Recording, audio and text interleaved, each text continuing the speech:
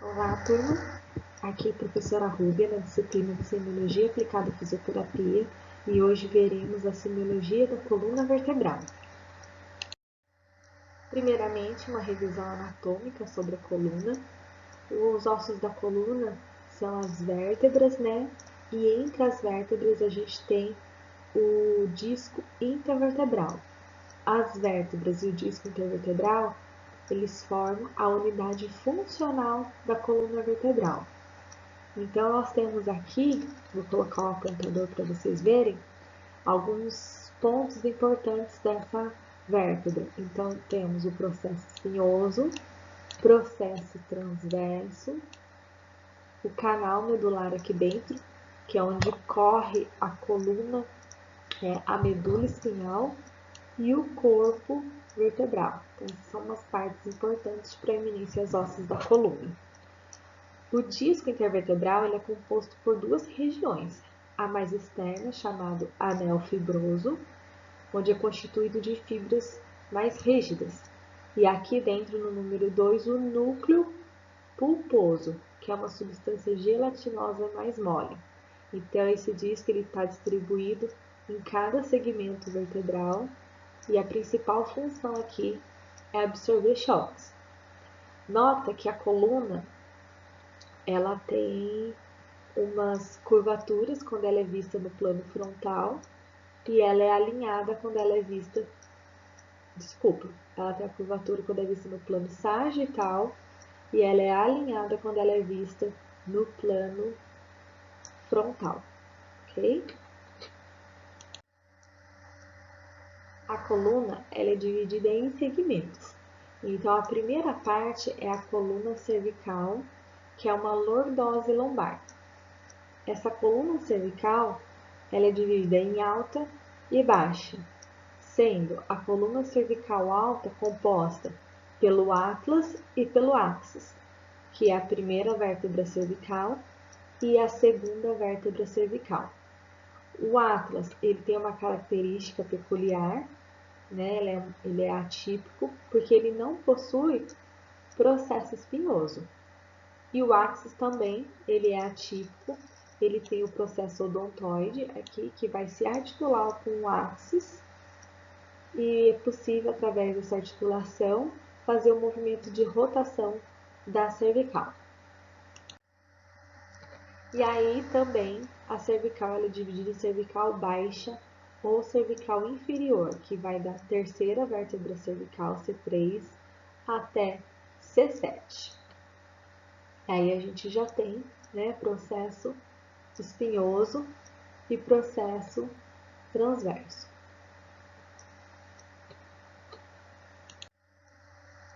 A coluna torácica, o formato dela é uma cifose e a principal característica dela é a proeminência aqui, ó, do processo espinhoso dela. Então, ela forma um monte de segmento para proteger os nossos órgãos vitais, que são o coração e o pulmão. A coluna lombar, ela corresponde a 5 vértebras, são as maiores que a gente tem, e a principal característica de uma vértebra lombar é o tamanho do corpo dessa vértebra, né? Consequentemente, são os maiores discos que nós temos também. A curvatura dela é em formato de uma lordose lombar e ela é responsável por sustentar o peso do tronco. Então, a cervical são 7 vértebras, a torácica são 12 vértebras, consequentes a 12 costelas, e a lombar são 5 vértebras. E por fim, em formato ali de cifose também, nós temos a coluna sacro-coxígea, sendo o sacro 4 a 5 vértebras fundidas, que é essa região final aqui da coluna, tá? Bom, o que vai sustentar passivamente a coluna vertebral serão os ligamentos. Então, a gente tem ligamento em todo o segmento vertebral, em toda a coluna, que vão dar essa sustentação, contribuindo para a estabilidade articular. Nós temos os ligamentos muito poderosos, né? Que é o longitudinal anterior e o longitudinal posterior, que ele é um pouquinho mais fraco, que eles vão conectar todos os corpos vertebrais. Então, é um ligamento bem grande. Temos também o ligamento supraespinhoso e o interespinhoso também, que eu vou mostrar na imagem no próximo slide. E o ligamento amarelo, que vai conectar todas as lâminas de vértebras adjacentes, tá? Ele possui bastante fibra elástica e também dá bastante estabilidade quando a gente está na postura ortostática, em pé. Então, notem essa imagem aqui, eu vou colocar o apontador para vocês em preto. Então, aqui eu tenho o ligamento longitudinal anterior, que é anterior ao corpo vertebral. Aqui o longitudinal posterior, posterior ao corpo vertebral, então eles são bastante importantes para dar estabilidade para essa vértebra. Aqui eu tenho, conectando as lâminas, eu tenho o ligamento amarelo, também todo o segmento da coluna. Aqui eu ainda tenho os ligamentos interespinhais. E aqui, ó, bem na parte posterior, eu tenho o ligamento supraespinhal, tá? Então, esses ligamentos são importantes, olha aqui a imagem, porque eles dão toda a estabilidade passiva para essa coluna. Lembrando que a coluna, ela tem o formato de uma curvatura, né? Ela tem as curvaturas primárias, que são a cifose torácica e a cifose sacral. Imagina um bebê quando ele nasce, né? Ele é todo curvadinho ali, ele não tem as curvaturas secundárias. Por isso que são chamadas de curvaturas primárias, são as cifoses. Posteriormente, com o desenvolvimento neuropsicomotor da criança, conforme ela vai dando sustentação à cabeça, sustentação ao tronco, que é a fase de sentar, né? E depois, posteriormente, a fase de ficar em pé, é que a gente vai tendo o desenvolvimento das curvaturas secundárias da coluna, que a gente vai chamar de lordose. Então, nós temos o lordose cervical e lordose lombar. A importância dessas curvaturas é fazer a distribuição das cargas de forças, né? E aí permite que essa coluna ela consiga absorver mais choque sem sofrer lesão. Vou mostrar no próximo slide. Então aqui, ó, né? A gente tem nessa primeira imagem desse homem as curvaturas que são as curvaturas fisiológicas. É normal, a coluna ela tem que ter as curvaturas fisiológicas, tá? Então se eu olhar aqui, a gente tem primeiro a lordose cervical, cifose torácica, lordose lombar e cifose sacrococcígea, né? Então é sempre um C para lá e um C para cá. E qual que é a função, né? A função da lordose cervical e lombar é a função de sustentação. Sustentação da cabeça e sustentação do tronco, consequentemente, tá? Então, por elas serem de sustentação, são as regiões da coluna que sofrem maior número de lesões, sendo a coluna lombar, ela sofre muito mais lesão, um índice maior do que a coluna cervical, porque pensa bem, a lombar ela sustenta todo o peso de um tronco e a cervical sustenta o peso de uma cabeça.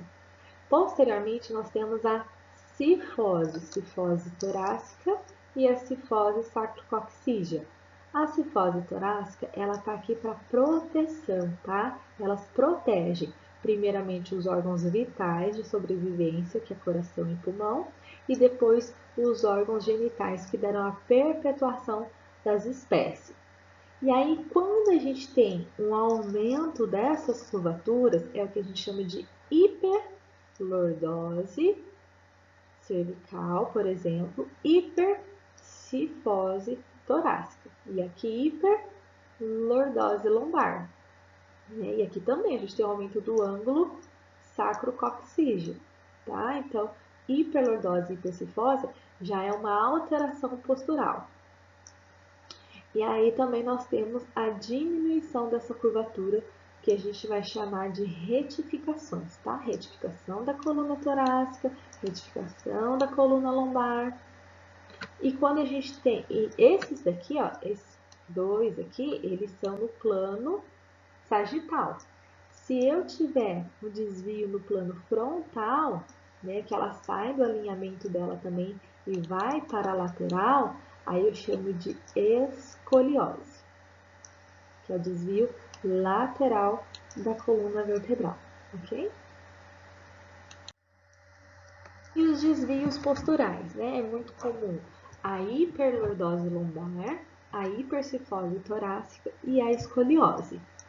A hiperlordose lombar, ela tem uma distribuição de forças desiguais, assim como os outros desvios posturais.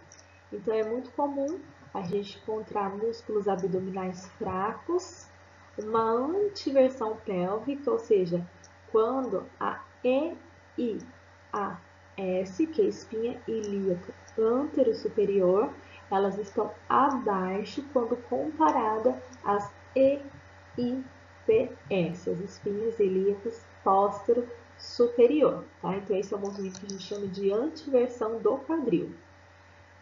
Pode ser também devido a deformidades congênitas, maus hábitos posturais ou um treinamento excessivo que vai exigir uma hiperextensão lombar, então favorece essa hiperlordose lombar. A hipercifose torácica ela é muito comum em adolescentes, tá? As vértebras elas são em forma de cone, né? Tem uma irregularidade na placa de crescimento e também vai acontecer muito em idosos devido à osteoporose.